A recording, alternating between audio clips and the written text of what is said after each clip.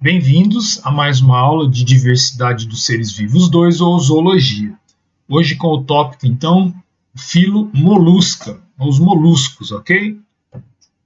Bom, mais uma vez, então, seguindo a nossa caracterização geral do grupo, né?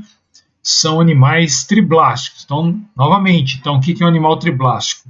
É quando o embrião, ao se desenvolver, ele vai, logo no início do desenvolvimento embrionário, vai aparecer, então, 3 tipos de tecidos, né? A endoderme, a mesoderme e a ectoderme. Então, esses animais possuem esses 3 tecidos na fase embrionária, então eles são chamados triblásticos. Esses animais possuem simetria bilateral, então, novamente lembrando, apenas um plano divide o corpo do animal em 2 partes iguais. Então tá aqui, ó. Apenas um plano vai conseguir. Então você pode passar diversos outros planos pelo corpo do animal e você não consegue dividir 2 partes praticamente iguais. Não exatamente iguais, mas praticamente iguais. Então, simetria bilateral. Bom, de quem que a gente está falando então? O filo molusco é um filo muito diversificado, muito importante. A gente está falando de lesmas marinhas, a gente está falando de caramujos terrestres e aquáticos, nós estamos falando de polvos e lulas, nós estamos falando de mexilhões. Ok? Aqui a gente está vendo a imagem de um mexilhão com suas conchas ou valvas abertas, né? Ok? Então, caramujos, lesmas, polvos, mexilhões, então esses são os representantes mais conhecidos do filo molusca. Então, características gerais. O filo molusca tem esse nome porque vem do latim, da palavra latim mollis, que significa corpo mole. Então, eles não têm uma estrutura de sustentação, né, uma coluna vertebral, então eles são animais invertebrados e não têm exoesqueleto, né, embora a gente possa considerar que a concha seja uma proteção que também dá um certo suporte ao corpo dele, né? Já falamos triblásticos, celomados, lembrando, o animal celomado é que tem uma cavidade interna, simetria bilateral, presença de concha calcária, então, dos filos que já estudamos até agora, né? Alguns protozoários têm carapaças nas células, né? Mas dos protozoários, plateumintos, nemateumintos, anelídeos, então é o primeiro que a gente está falando que tem uma concha. Essa concha pode ser interna ainda ou pode estar ausente. Então a maioria tem concha, alguns têm concha interna e em alguns a concha está ausente. O corpo é dividido em cabeça, massa visceral e pé. Aqui também uma diferença, uma novidade, né? Esse tipo de divisão massa visceral, cabeça e pé, é uma divisão única dentro dos animais. Sistema digestório completo, ou seja, tem entrada e saída do tubo digestivo, boquianos, e além disso eles têm uma estrutura única dentro dos grupos animais, só eles possuem esse tipo de estrutura, que é a rádula, que vai ajudá-los na alimentação, então essa estrutura fica próxima à boca. Bom, continuando, são animais cefalizados, né, tem cabeça, igual a gente já viu em plateumintos, nemateumintos, anelídeos, nefrídeos como estruturas excretoras, então esses grupos de células, né, essas estruturas chamadas nefrídeos é que vão colocar para fora do corpo do animal as moléculas tóxicas, frutos do metabolismo, funcionamento do metabolismo. Animais monóicos, ou seja, hermafroditas, e também tem espécies dioicas. Então, dentro dos moluscos nós temos hermafroditas e também espécies dioicas. A fecundação pode ser externa ou interna. Eles podem ser animais terrestres que põem ovos ou animais aquáticos que se desenvolvem larvas. Podem ser terrestres com pulmões ou podem ser aquáticos com brânquias para respiração ou pulmonados. Então você tem animais terrestres pulmonados e você também tem espécies aquáticas pulmonadas e com brânquias, né? Então tem espécies que retiram o oxigênio da água através de brânquias e tem espécies que retiram o oxigênio do ar através de pulmões, mas vivem na água. Cerca de 80 mil espécies conhecidas atualmente. Então é um grupo muito diversificado, é o mais diversificado que a gente está estudando até agora, fora protozoários, né? Aqui a gente está vendo um corte longitudinal, na verdade é uma ilustração na forma de um corte longitudinal de um molusco gastrópoda. A gente vai falar ainda desses grupos, né? É um molusco com concha, com caracol, e a gente está vendo um corte longitudinal, onde a gente vê a região da cabeça, né? A gente falou que eles são cefalizados. Aqui a gente está em a rádula, a gente tem a região das vísceras, né? Região visceral, né? O coração, as glândulas sexuais, testículos ou ovários, ou ambos, depende se for hermafrodita, monóico. A gente tem a branca, então a gente está vendo que é um gastrópoda, um caramujo aquático, porque ele tem brânquia. E aqui o pé, né? Então toda essa estrutura muscular aqui, ó, a gente chama de pé. Então o corpo dividido em massa visceral, pé e cabeça. E aqui a gente tem a concha, e quem secreta a concha é esse tecido chamado manto, ok? Mas vamos passo a passo. Aqui, novamente, o mesmo tipo de esquema, um pouco mais detalhado, mas para nós a gente precisa descer a tantos detalhes, né?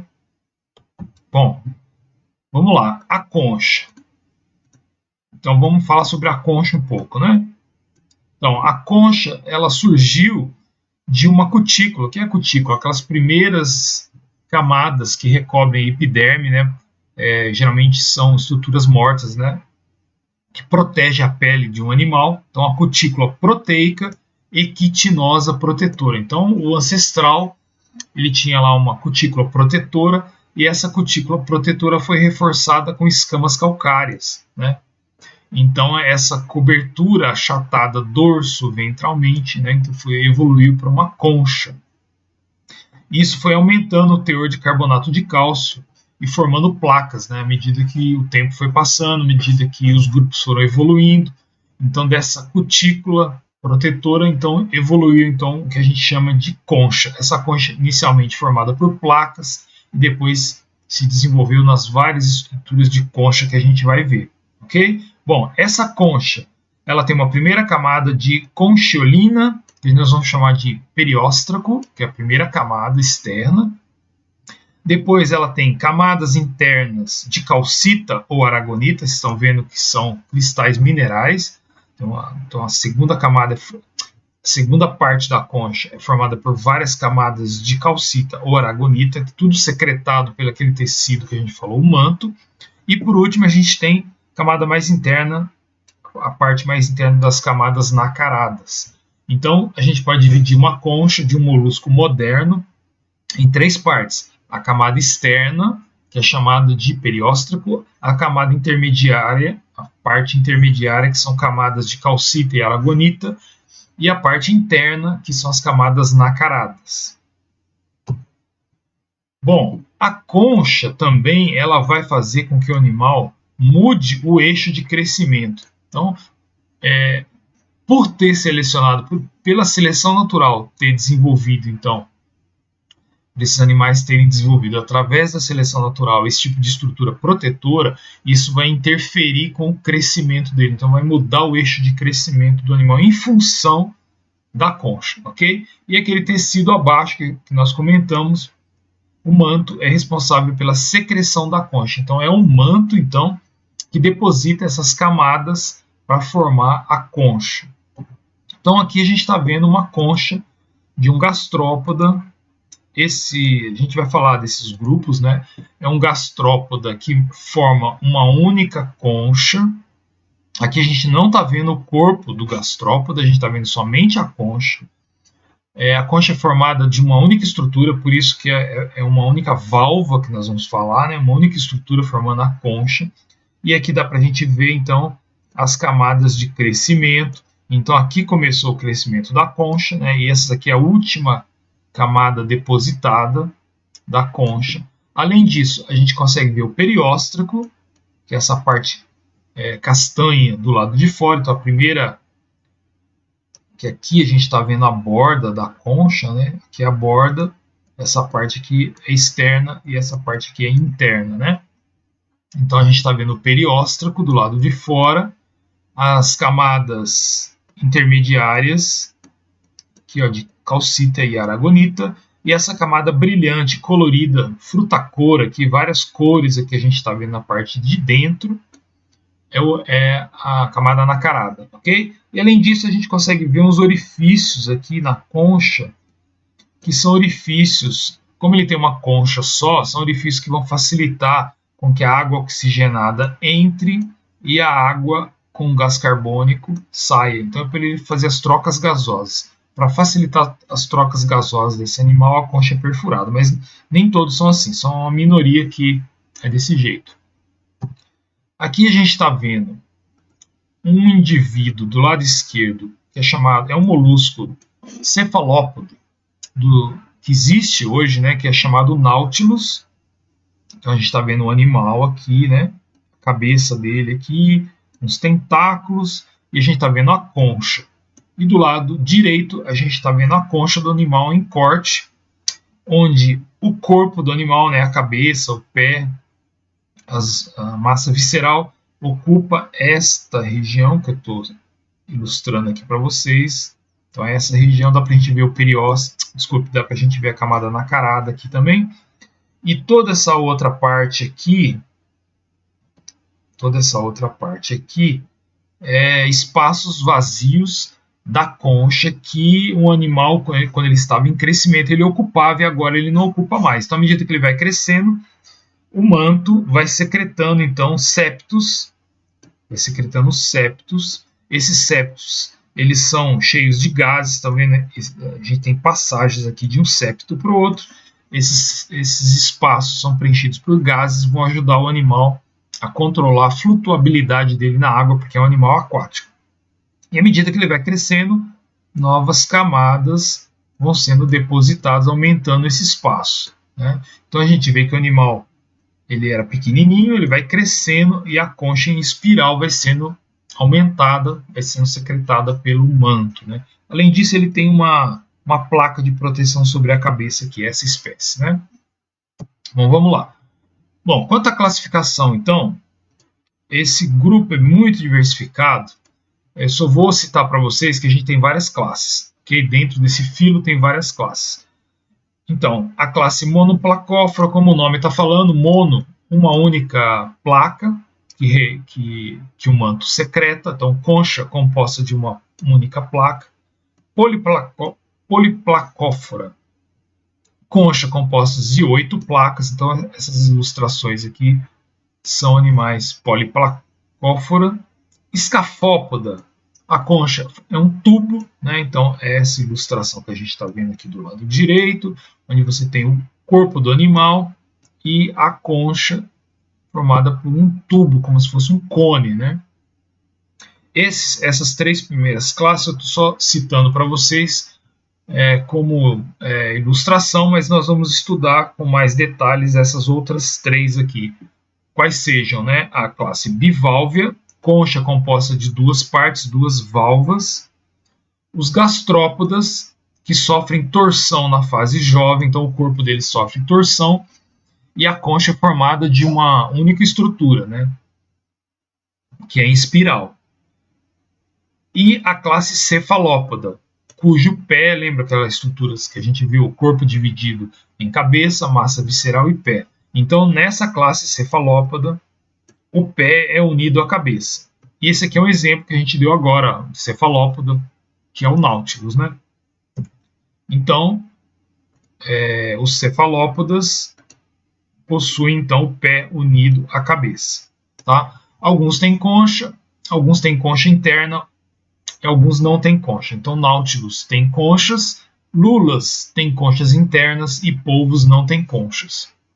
Então, nós vamos estudar com mais detalhes essas três classes, a biválvea, a gastrópoda e a cefalópoda. Então, vamos lá. Biválvea. Vamos começar com a biválvea.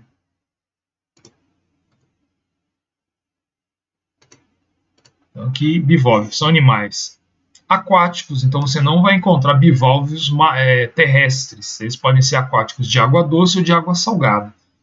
todos aquáticos, possuindo duas valvas, corpo dividido apenas em massa visceral e pé. Você acabou de falar que tem cabeça, massa visceral e pé, mas os bivalves não têm cabeça, embora eles tenham todas as estruturas nervosas, sensoriais, mas eles não têm cabeça. Esse pé pode ser usado para fixação no substrato ou não. Não apresentam olhos nem tentáculos, fixos ou de pouco movimento. Então, ou eles são fixos a um substrato, rochas, corais, né? Madeira, navios afundados, né? Então, ou eles são fixos a um substrato, ou eles têm pouco movimento. Filtradores sem rádula. Você falou também que os moluscos são caracterizados pela rádula. Sim, a rádula é utilizada na alimentação, mas em animais filtradores não há necessidade de rádula. Então, como os bivalves são todos filtradores, eles não possuem rádula. Sifões são tubos musculares que vão usar para trazer água do ambiente para dentro da estrutura do corpo deles, para eles poderem fazer a circulação de água e fazer as trocas gasosas. Dioicos, então aqui os bivalves têm animais machos e fêmeas, não tem animais hermafroditas. Grande importância econômica. Por que grande importância econômica? Porque muitas espécies ao redor do mundo servem de alimentação, então são itens importantes da alimentação. Muitas populações humanas sobreviveram, utilizam, né, grandes quantidades de espécies bivalves na alimentação. Eles também possuem espécies invasoras, espécies que trazem prejuízos econômicos, né? Então são de grande importância econômica também. Em torno de 20 mil espécies conhecidas, espécies modernas conhecidas. Bom, então tá aqui de quem que a gente está falando, da classe Bivalvia.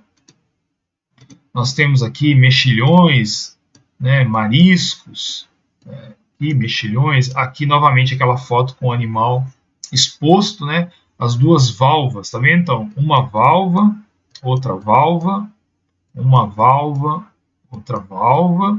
Então, animais bivalves, duas valvas. Aqui a gente está vendo o corpo do animal, aqui, ó. O corpo dele está aqui dentro das valvas. Está aqui o corpo dele. Essas partes mais esbranquiçadas que a gente está vendo aqui são músculos. Ok? Músculos, tendões. Aqui está o manto, ó, o manto aqui, o manto aqui. Bom, nas fotos inferiores eu estou vendo aqui uma criação de ostras. Então as ostras podem ser criadas em sistemas de telas, sistemas de tela mesmo, né, de caixas teladas, tanto para alimento quanto para a produção de pérolas, né? E aqui a gente está vendo o indivíduo então se alimentando de ostras, né? Então ao redor do mundo a gente tem muitos locais que apreciam, né, que criam ou coletam ostras para alimentação. Bom, então já que a gente falou nisso, questão das pérolas, vamos, né, ilustrar o que a gente está falando, né? Como as ostras fabricam pérolas. Primeiro, somente ostras fabricam pérolas? Não, qualquer molusco aquático ele pode produzir pérolas. Não precisa nem ser bivalve, pode ser gastrópoda também. Ele pode produzir pérolas. Então, o que é uma pérola? Qualquer corpo estranho, então, grão de areia, parasitas, que invada a concha, vai invadir o corpo do animal, desencadeando um mecanismo de defesa. Então, como defesa, o animal, então, ele cobre, ele reveste, né, esse corpo estranho com o mesmo material que ele reveste a sua concha, né, que são as camadas nacaradas. A gente também pode falar camada nacarada ou madrepérola. Daí vem a palavra pérola, né? Então o que acontece? Quando um corpo estranho invade o corpo do animal, ele vai revestir esse corpo estranho, ou seja, ele vai isolar esse corpo estranho para não causar nenhum tipo de problema para ele. Ele vai revestir com camadas de nácar, ou camadas nacaradas, que é a madrepérola. Então, a mesma estrutura que o manto secreta para revestir a concha internamente, ele vai depositar sobre esse corpo estranho, e à medida que o tempo vai passando, do mesmo jeito que a concha cresce, a pérola também vai crescendo. Ok? Então, a origem da pérola é essa. Bom, eu falei que outros moluscos podem secretar a pérola, moluscos aquáticos. Porém, as melhores pérolas, as mais economicamente mais valorizadas, são as produzidas por ostras marinhas, né? Então, o bivalve marinho ostras não é uma única espécie, você tem mais de uma espécie. Então, esses bivalves marinhos, chamados ostras, produzem as pérolas economicamente mais valorizadas, ok? Então, eles são utilizados para a produção de pérolas no mundo inteiro, né? Não no mundo inteiro no sentido em qualquer local, mas ao redor do mundo, em regiões propícias ao desenvolvimento das ostras, elas são criadas para a produção de pérolas ou para a produção de alimento. E a produção de ostras, inclusive os criadores de ostras para a produção de pérolas, eles estimulam as ostras a desenvolverem as pérolas, introduzindo pequenas estruturas, né, como se você estivesse então estimulando a ostra a produzir pérola a partir de uma estrutura artificial que é introduzida dentro do corpo do animal, né, para simular então o que? Um grão de areia, ou um parasita, né? E a ostra vai construindo a pérola. Essa construção da pérola não é rápida, né, ela demora determinado tempo, meses, anos, né, para produzir uma pérola, ok? Bom, outra questão interessante que é bom a gente tocar no assunto são problemas causados por bivalves, né? No caso que a gente está falando dessa espécie, Limnoperna furtunei, que é uma espécie tipicamente asiática, que foi introduzida acidentalmente, com um animal introduzido, exótico, foi introduzida acidentalmente em águas sul-americanas, né? E está causando esse tipo de problema que a gente está vendo nas fotos à direita aqui, ó, né? Estruturas humanas que precisam, né, estações de bombeamento de água, hidrelétricas que precisam ter estruturas submersas. Esses animais, então, como eles são, lembra que a gente falou, eles são fixos ou de pouco movimento, eles se fixam nessas estruturas que estão dentro d'água, né, mergulhadas na água, eles se fixam e praticamente revestem toda a estrutura, eles danificam as estruturas no sentido que elas perdem a função, né? Então é um problema bem sério que o Brasil e outros países da América do Sul estão enfrentando. E aqui do lado esquerdo nós estamos vendo as larvas, aqui o ovo na letra A, e as larvas dessa espécie, Limnosperma furtunei.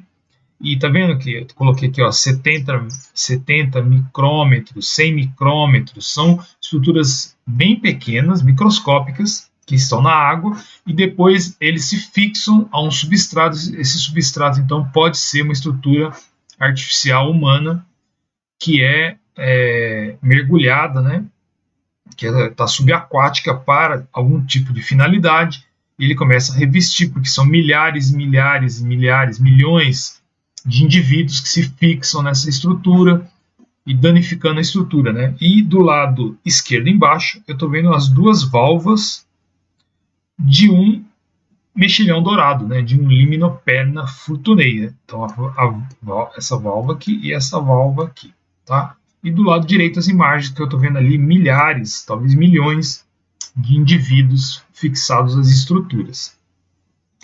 E aqui, ó, tá a história, né? Eu não vou ler tudo que está aqui, mas basicamente a história é a seguinte: nos anos 90, provavelmente, final dos anos da década de 80 do século passado, início dos anos 90, navios oriundos do Sudeste Asiático devem ter trazido essas larvas nos tanques de lastro do navio, né? Então, você sabe que grandes navios, quando eles viajam, dependendo da quantidade da carga que eles viajam, eles precisam colocar água dentro dos seus porões, os lastros. Essa água é colocada através de bombas, e quando essa bomba suga a água do ambiente onde ele se encontra, ele pode estar carreando, né, ele pode estar transportando seres vivos, né, protozoários, invertebrados, né, até larvas, né, de várias espécies de invertebrados, ele pode sugar para esses porões, e quando ele se desloca para outros países, quando ele vai carregar a carga, ele vai bombear para fora essa água do lastro. E quando ele bombeia para fora, então, vários animais em forma de larvas ou pequenos animais podem, então, se desenvolver num novo ambiente como espécies invasoras, né, espécies exóticas, e provavelmente isso aconteceu com o mexilhão dourado, tá? Lembrando, só para a gente não confundir, o mexilhão dourado é um bivalve de água doce, tá? Então ele é um bivalve de águas doces, né? E o que acontece? Mas o navio atravessa então oceanos e mares de água salgada. Porém, muitos portos importantes pelo mundo, né? Muitos atracadouros de navios importantes pelo mundo ficam dentro da foz ou dentro de rios. Então, esse molusco vive em água doce, ele é um animal dulcícola, né, de água doce, e ele foi bombeado para dentro dos porões do navio em água doce. Depois o navio atravessa o oceano para outro porto, em outra parte do mundo, no caso da América do Sul, e o porto também em água doce. E quando ele bombeia para fora, então, as águas que fazem lastro nos porões, essas espécies invasoras, então, podem se desenvolver em água doce, ok? Só para a gente não confundir. E aqui, ó, então, essa história que eu contei, depois se vocês quiserem ler com mais calma aí. E aqui está um mapa mostrando a invasão, né? Como que o mexilhão dourado, então, a partir do momento que ele invadiu aqui a região do Rio da Prata, né? E a Lagoa dos Patos, aqui, ó, no Brasil e na América do Sul, então ele foi expandindo a sua, e até hoje continua, né? Expandindo a sua área de distribuição e causando aquele tipo de problema lá que a gente viu. Então, esse tipo de informação é importante para nós, porque ele mostra o conhecimento para ser aplicado, né, no desenvolvimento profissional, né, tanto de gestores ambientais quanto de agrônomos. Então, uma problemática ligada à zoologia, diversidade de seres vivos, com a solução de problemas ou a resolução de problemas causados por essas espécies, né? Bom, seguindo então, vamos para a próxima classe, a classe gastrópoda, ok? Falamos da classe bivalve, agora vamos olhar a classe gastrópoda. Podem ser marinhos, pode ser de água doce ou podem ser terrestres. Então aqui na foto da direita a gente está vendo então gastrópoda terrestre, tá? Herbívoros com rádula. Então esse aqui tem rádula, tá? Por quê? Porque eles precisam ingerir o alimento. Então eles têm rádula. Essa rádula então raspa e tritura os alimentos. Concha de uma estrutura única, univalvo, né? Ou ausente. Então tem espécies de gastrópoda como as lesmas que não têm conchas, tá? Mas são gastrópodas também. Gastrópoda significa o pé no ventre, né? Então o pé ventral, ou pé na barriga, né? Gastrópoda, né? Então ele se arrasta com o pé e o pé está na base do corpo dele, né? Existem gastrópodas hermafroditas e gastrópodas que têm espécies com indivíduos machos e indivíduos fêmeas, então monóicos e dioicos, tá? Pé musculoso para locomoção, sofre torção durante o desenvolvimento, então para ele poder se desenvolver com essa concha em espiral de uma única válvula, né, espiralada, ele sofre uma torção enquanto larva. Todos os gastrópodes passam por isso. Grupo mais diversificado dentro dos molusca, né, 45 mil espécies viventes. Grande importância econômica, no sentido que alguns servem de alimentação, alguns transmitem doenças e algumas espécies são importantes pragas agrícolas, né? Então você tem espécies pragas, espécies transmissoras de doenças e você tem espécies que servem para alimentação também. Então eles também têm importância econômica. Bom, esses moluscos então vão mostrar para a gente a estrutura da rádula, né? Então o que vem a ser a rádula? Aqui a gente está vendo do lado direito uma foto da rádula aumentada em microscopia eletrônica, onde a gente tem esses dentículos, não são dentes iguais aos nossos, mas são estruturas de quitina, né? E essa estrutura que vai raspar o alimento para ele se alimentar. Então, a rádula está alojada num divertículo na boca, formada por um odontóforo. Então, do lado direito aqui, a gente está vendo essa estrutura em corte transversal, em corte longitudinal. Então, a gente está vendo aqui o odontóforo, essa estrutura toda aqui. A rádula está posicionada aqui em cima. Então, olha só. O odontóforo é essa estrutura mais clara. Desculpe que eu acabei riscando demais aqui, né? Então, o odontóforo é essa estrutura mais clara. Por cima dele, eu tenho a rádula e tem essas linhas. São músculos. Então, esses músculos, eles vão protrair, eles vão colocar a rádula para frente, porque ela está posicionada acima do odontóforo. E essa rádula é raspada.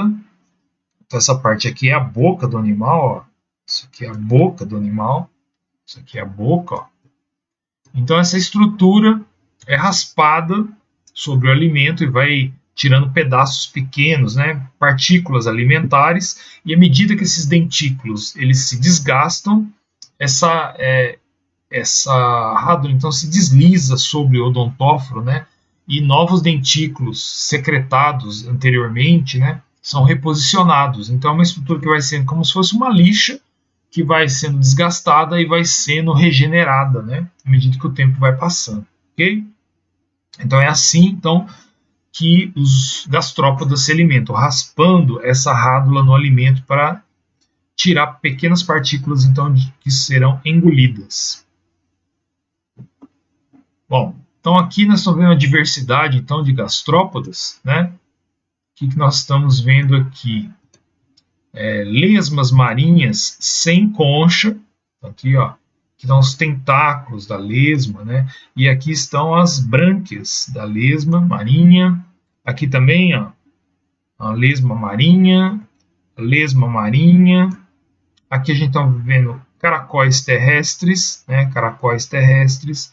Aqui nós estamos vendo a famosa lesma terrestre, sem concha, né? E aqui a gente está vendo uma concha de um gastrópoda marinho, né? Vocês percebam as fotos do lado esquerdo que essas lesmas marinhas são bem coloridas, significando, né, mostrando que elas são animais muitas vezes tóxicos, têm toxinas na pele. Então, já que elas não possuem conchas, elas usam toxinas para se proteger. Então, elas mostram para os seus predadores e agressores através desse tipo de mecanismo, que é chamado mecanismo de aposemático. Então elas se destacam no ambiente com esses coloridos, justamente para mostrar que elas têm toxinas para se defender, né? Aqui a gente vê direitinho, ó, as brânquias que elas utilizam então para retirar oxigênio da água e devolver gás carbônico para a água, né? Então os gastrópodes com conchas aquáticos, então essas brânquias vão ficar por baixo da concha, né? A água vai entrar lá por baixo da concha para poder promover a oxigenação do sangue deles, ok? Bom, dentro dessa visão de aplicação dos nossos conhecimentos, lembra quando a gente estudou os plateumintos, né, transmissores de doença,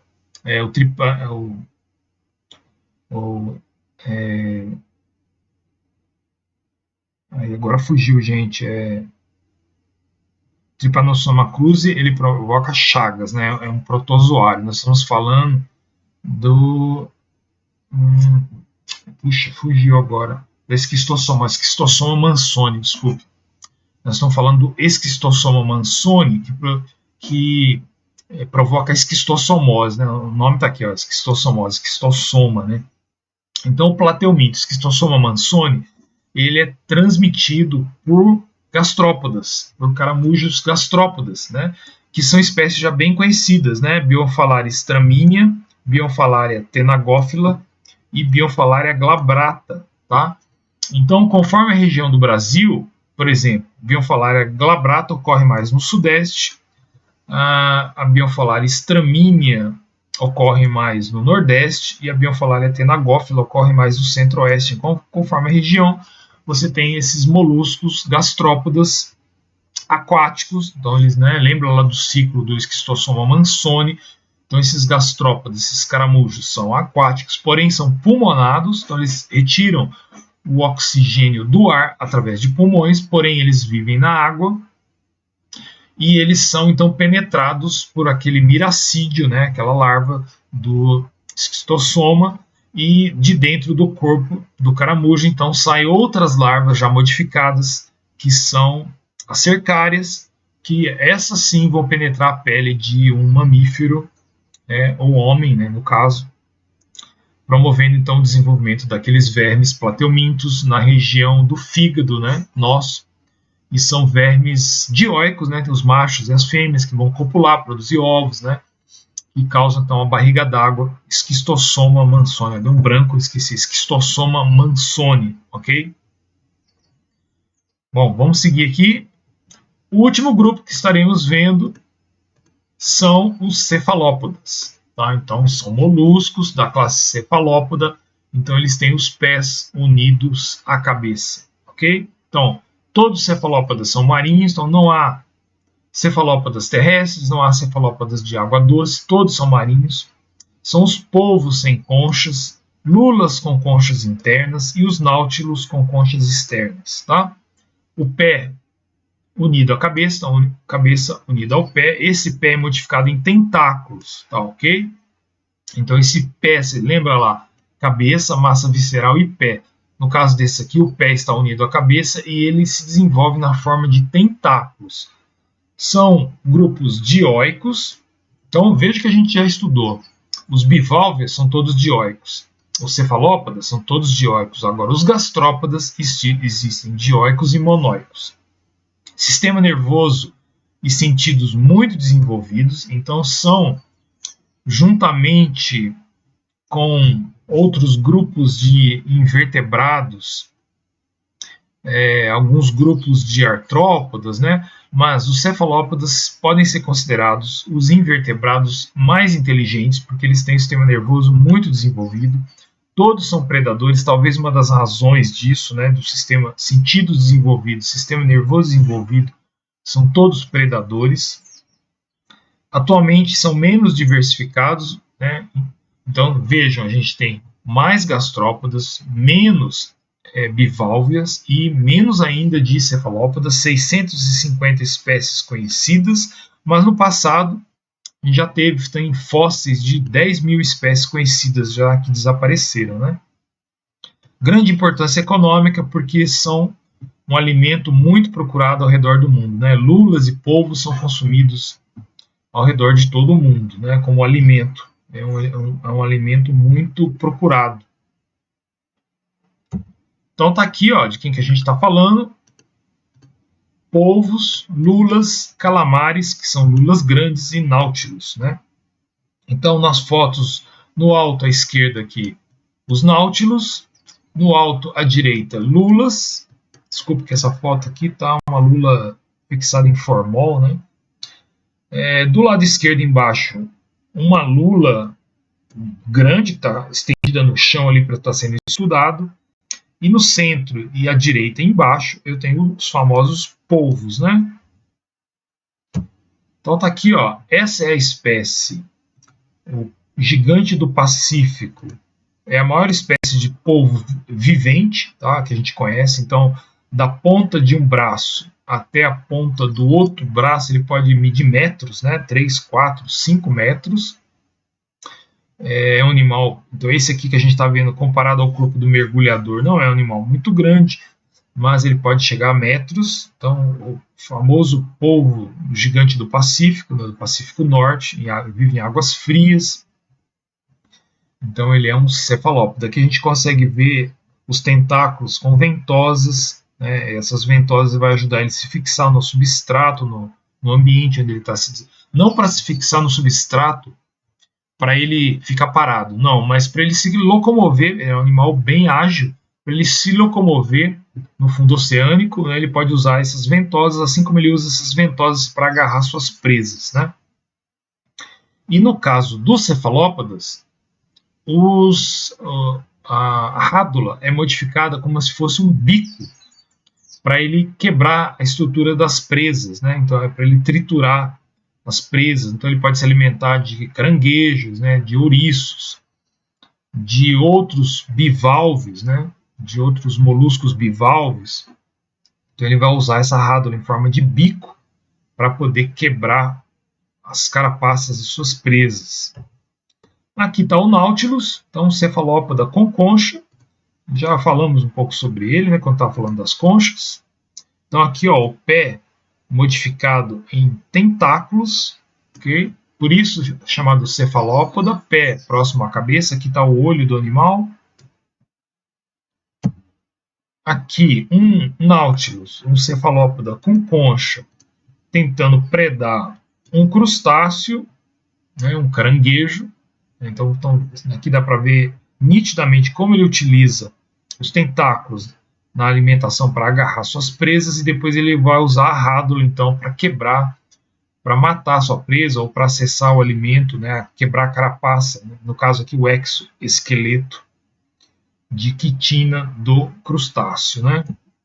Aqui a gente está vendo um Nautilus junto ao mergulhador, para vocês terem noção do tamanho. Então não são animais pequenos, também não são animais gigantescos, mas são animais de um tamanho considerável. Aqui nós estamos vendo uma lula, né? Então a lula ela tem conchas internas, são estruturas que estão como se fossem placas, né? São localizadas ao longo do corpo, internamente aqui, essa estrutura do corpo dela. Então está localizada internamente, é uma estrutura flexível, não é uma estrutura dura, mas é o resquício de uma concha interna.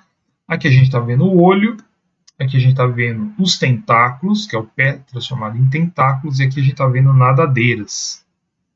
E uma curiosidade é que algumas lulas conseguem mudar a cor do corpo delas muito rapidamente, né? Aqui a gente está vendo uma lula gigante que foi pescada. Então tá aqui o corpo dela, os olhos, desculpe gente, os olhos e os tentáculos. Uma lula gigante.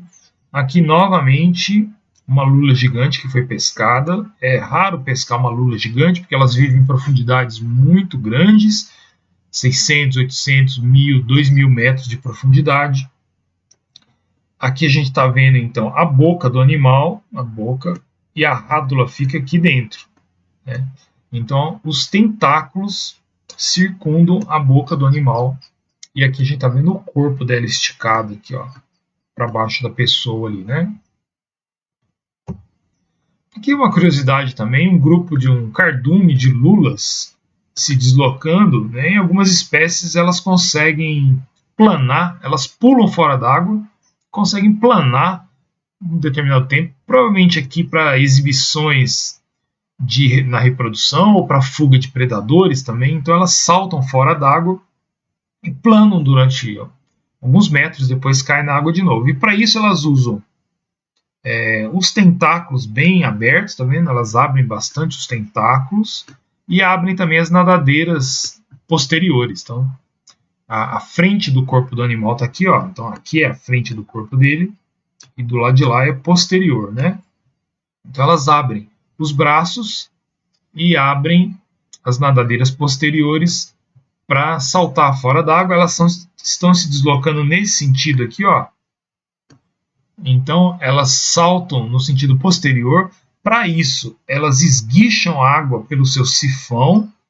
Tá vendo? Não sei se vocês conseguem ver aqui pequenos esguichos aqui, ó. Pequenos esguichos de água aqui, aqui. Então elas impulsionam a água com um bombeamento muscular, com muita força no sentido da cabeça e se deslocam no sentido posterior.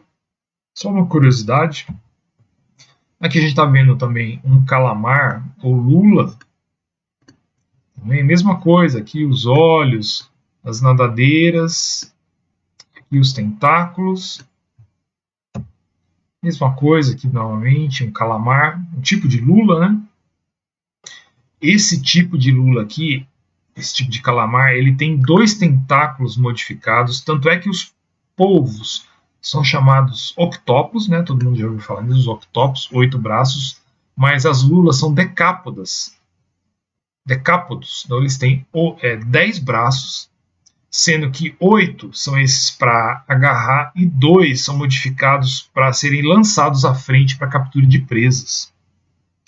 Então, os 2 modificados são lançados para capturar a presa e os outros 8 são usados para agarrar a presa, né? Aqui, outra curiosidade: um polvo venenoso do Pacífico, das costas australianas, né? Então, ele está achatado, ele está em águas rasas. Está vendo que a gente está vendo a areia aqui? Ele está em águas rasas, ele está achatado, porque a coluna d'água aqui, a profundidade da água é muito baixa, então ele está achatado. E aqui a gente está vendo, ó, um braço dele, outro aqui, 1, 2, 3, 4, 5, 6, 7, 8 braços. E estão vendo que ele é muito colorido porque é uma das únicas espécies de octopus, de cefalópoda polvo, que é venenoso. Então ele tem essas cores justamente para, mais uma vez, né, aquela característica aposemática para destacar o animal, mostrando ao agressor que ele tem um potencial veneno, né?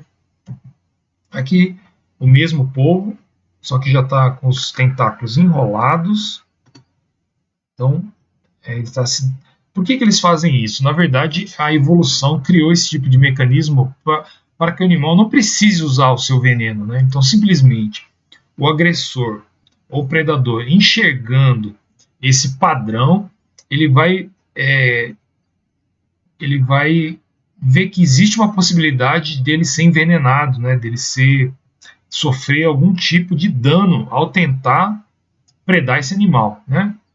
Então isso aí já é o bastante para que o predador ou o agressor desista, né?